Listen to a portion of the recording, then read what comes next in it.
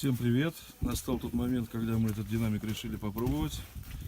Тут ребята приехали с 2-киловаттным усилителем. Сейчас посмотрим, что он сможет. Так, ну что, воткнули его, что, правда, у нас не влезает в короб. Щель здесь остается. Ну, нам нужно не это. Нам главное проверить, посмотреть ход, посмотреть, как он шевелится. Так, настроечка 28.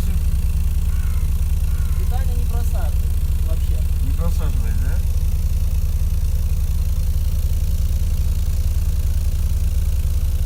Это низко. Ну что, добавляй? Ну что, 25 опять попробуем? Давай.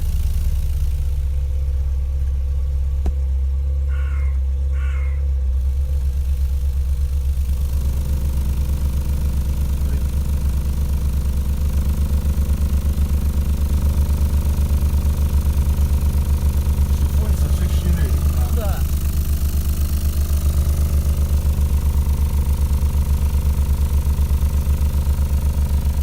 Это повыше. Вот запустили немножко. Настроечка 28 сейчас у него. Держим руками, потому что подпрыгивает. Прикрутить не можем, у нас короб не подходит. Такой вот. Это разминочный вариант. Немножечко в нем его.